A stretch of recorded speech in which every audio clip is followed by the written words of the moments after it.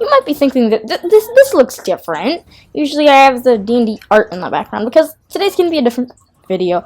I'm going to be talking about this D&D book. I know it's a few years old, but I just got it and I love it. I'm going to be talking about it. But first, just look at the art on this. Like, I like the shadow kind of, like, it's really cool. Here's the back. A statue getting destroyed still. So, let's look through. It's on the bigger side. I think it's bigger than Tasha's probably. Let's see. The index is around 250 pages. That's bigger than Tasha's, I think.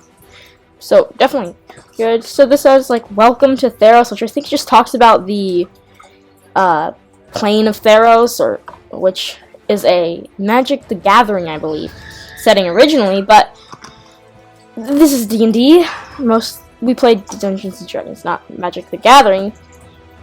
So, let's talk about character creation. So, there's some stuff that talks about creating your Theros. Theron? I don't know. Theros? They're your Theros character. And some cool stuff. Supernatural gifts. These are cool. It's like stuff that is like a gift, but it's just cool. Like, there's certain things that have like heroic destiny. Now that's a really good one. So your advantage on death saves. That's really powerful. Hard to kill. It's like the half-orc feature. You really don't die. This would make your tank. It sounds like something for a tank, but it actually would also. It works for any character. Like, any character would benefit from hard to kill and defy death. Every single character, especially. And pious is also one that's good. Maybe it's the next page, but it allows you to start with piety, which is good. That's what I'm gonna do. And my DM isn't running in Theros, but he's letting me use these features because they're cool. And it just makes it. So it has some races that are in Theros, and so I believe most of these races were in previous D&D books, I believe, before this came out, and I think all of them, except for the Leonin, were republished in new books. But it has, like, and satyrs and Leonin, those were the new ones in this. We also have centaurs, minotaurs, and satyrs and tritons. So I know these were mostly redone, but I'm assuming the satyr will be more powerful since I've heard that it was nerfed in Monsters of the Multiverse. And Leonin, I have not seen this in any of my other 8 D&D books. So, I like it that they have names. In, like, Monsters of the Multiverse, it doesn't have names, and that just pisses me off. Like, it won't give me some name suggestions. Well, bam, here it is. Leonin is, like, the tabaxi, but, like, not a cat, but, like, it's, like, less, like, more heroic, maybe? Like, just cooler. I'd definitely rather be a Leonin than a tabaxi. And this art is really good in all these pictures. Alright, minotaurs. So, in this book, minotaurs look like the actually, like, scary minotaurs. But in Monsters of the Multiverse, they just threw this idea all in the garbage and made them, like, just like little cow people, not the battle stuff here. This picture, I think, is funny with that guy just like, oh, help me! And satyr, magic resistance. That's good. They also have side stuff. I mean, this book is way more in depth than my other ones about races and everything. All here, and just more stuff than all my other ones. Not the PHB, not Digby's, not Fizzbands. None of them have all this stuff. Like, more over. Alright, so Triton, this is confusing. Do you get Wall of Water? Wait, spell Wall of Water. Oh, that's actually another thing. But do you get to cast Wall of Water? I don't know. I haven't read it. Oh, I think. Yeah. Yeah, I think I'm not gonna read because that would take too. Alright, this is a tabletop role-playing game. The role-playing games need dice, though. You need all these 7 different types of dice. And most of the time, you're gonna want dice that don't just look boring. Like, who wants boring just dice when you could have cool dice? So let me tell you about our affiliate, Only Crits, who made these dice. But they have way more other. They have like ones with like cool stones, some marble ones. There's like ones with like turtles and ducks and stuff like that in. So I recommend you going over there or use the code CRITICALCUBING, all caps, no spaces, to get a huge 10% off. That is a big number. 10 out of 100. That's a big number. So, and also as a bonus, I get a little bit from Only Crits for referring you. And check out my link down below. So go check out Only Crits. College of Eloquence. Now this is when this broken thing got in. So I've heard on YouTube on a video that apparently just a College of Eloquence bard and 2 levels in Divination Wizard that got banned from the table. He was just too powerful. Oath of Glory. Now that's just like a paladin if you want to be a fighter. I know that it's more on the physical side. Yeah. Our athlete background, you just have people know about you, and it's not much. Like, yeah, it's actually kind of not much. It's like just a regular background. Doesn't give you feet to like some. Alright, now this is like I think my favorite part. Gods of Theros. Like, look at this art. Also, it's just really good. This is why I prefer the physical, because like you can like flip through it. It's just so nice. Now this has the Gods of Theros. So most of these, I know that in my games I'm going to be taking the whole piety stuff. I'm gonna change the gods' names and use it in my game because I run I don't run in Theros, but the gods are very present and have it. So there's the whole thing about piety, not having piety, having this other features back in the supernatural gifts, and then it has all these gods. I'll go a brief rundown. Like Athreos, he's the god of passage. He's this guy with the cowl out of coming out of his face, it looks like. And like, just wow, it just looks cool. So he likes it when you provide coins, overseeing burial rites for those slain during a tragedy, ensuring the deeds of and knowledge of someone who has died are preserved. Slaying or returned and its associated Isle of Dolan. And then he also doesn't like some stuff. You can pause the video and look. I'm sorry about the crappy camera quality that is, but I know that crappy camera quality isn't as bad as crappy audio. So, there's Aphera, the god of the polis. Not exactly sure what it means. Maybe it says that earlier in the book, but the polis.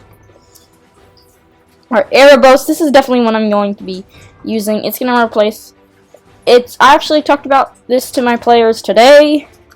But yeah, he likes you to, like, don't accept their misfortune, help them, assisting, easing someone's death, assisting with funeral, retrieving a prominent figure's eidolon, thwarting the schemes of Heliod, and he doesn't like you with saving a life without giving him compensation, forsaking your duties for personal gain or pleasure, or allowing a soul to escape the underworld. So he just like kind of likes you to not be a very good person, just be all like moody and like, sad and Now Heliod, he's kind of like the opposite. He's the guy like the sun and stuffs.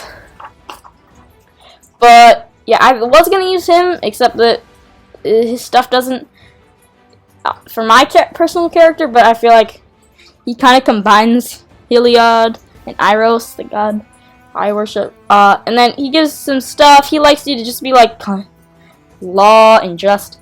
Iros, he is the god of victory. He likes it when you best a foe in single combat, a skilled one. But he doesn't like it when you best an honorable foe through deceit. Which, I mean, I wouldn't like either. And he also gives you stuff like compelled to duel, which actually just help with achieving, defeating the single combat thing. Alright. Karamesha, god of past. Karanos, god of storm. Sorry if I'm killing the pronunciations. Clothes, God of Destiny, but I'm trying to not take too long. This has probably been long already. It's been 10 minutes. Oh my god. Perfect. God of Horizons and cool stuff like time and mystery and stuff. He's what? Alright, Mogus, he's like opposite of Iros. He just like slaughter. Like, not. Nylea, God of the Hunt. Alright, are we almost done? Farka? Oh, Farka. I was like, fart person. God of Affliction. Fenax, God of Deception. Alright. Perforos, God of the Forge. Thassa, God of the Sea. Alright, now. Alright, Realms of God and Mortals. I think this like is all just about life in the pole, guys. Oh, it has a map. None of my other D&D books have a map like this. So, oh, Polis. Maybe that's just like a big city. I don't know. Alright. Oh, it has a calendar. It has oh, wait, no, that month is only every 3 years. And each one has some gods have their own months. And they change days. That's really cool. Like, I don't, like, my other D&D books don't have stuff like this. Alright, so this is, again, really cool. Polis of Akros. So this just has some stuff about the cities. Another one. I don't really care about this. I'm not gonna run Theros. Oh, that guy. Again, look at all the art here. That guy. Skull. Alright, let's skip to the next. Divine Assistance. Or Omens. Alright, that's cool. Divine Ordeals. Wow. That's, again, the artwork. Athreos. Oh, so this just gives you some, like, stuff about God, some associated stuff. I don't know why this isn't for earlier. His villains, his quests, and a map for near the thing. I might be using some of these maps. This is Aphera, the one Aphera. This is Erebos, probably like some underworld thing. And Heliod got this tower. So this I might use just changing up to the other people, because these gods aren't the ones that match mine. Why is there something? And they also has their divine schemes, which is pretty cool. Yeah, I'll try to. Yeah, all the gods have their own like 2, 3, 4 page things, so it takes so much. There's nautical adventures. Oh, that's cool. I don't know if I'll ever have that though. But if you do have it, it's there. If it's there. Alright, start. Oh, I think it has a first. It has its own. It has like I think an adventure, a small one. That's cool. Now let's go near. It has a. This is long adventure. This is, but longer than I feel like. Man. Oh, treasures. This is what I want. Just some basic magic items. None of them really seem it, except the artifacts. But I feel like I complain. There's not enough. There's only for like 4 of the gods. There's Perforos, Thassa's weapon. Wait, where's that? Oh, Nylea, Heliod, and Erebos. That's like 6. There's like 15. Wizards of the Coast. What are you doing? We want the other gods' weapons. What are you doing? Alright, moving on. Friends and foes. Ooh, this is creepy. This just has some things that are suggested to be in Theros that are in other books, and also some cool stuff like a lot of them. I might use some of them, and then again I might not. But over at the end here, let's come on. Oh, yes, it has these mythic monsters. This is where mythic actions, I think, were introduced. But they are really, these are like high-level monsters for high-level end campaign, but it's kind of a shame that not really many people get to, like, late level, which is sad because there's so much cool stuff you can do. There's that, there's the spider person, the snake person, and then, oh, Tromocratus! Oh, this is, some sort of, I don't know. Then there's all of this, and there's like myths and stuff, and that's the book.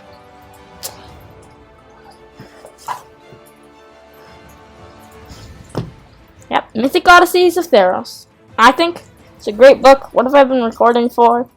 14 minutes. That wasn't too bad to get through 200 pages. Please hit that subscribe button. It really means a lot to me. We are super close to 100 subscribers, and that would just be so great for me. As a small channel, we are growing, and if you want to support me even further, we do have a Patreon. That will be in the link below, second one after Only Crits. Like,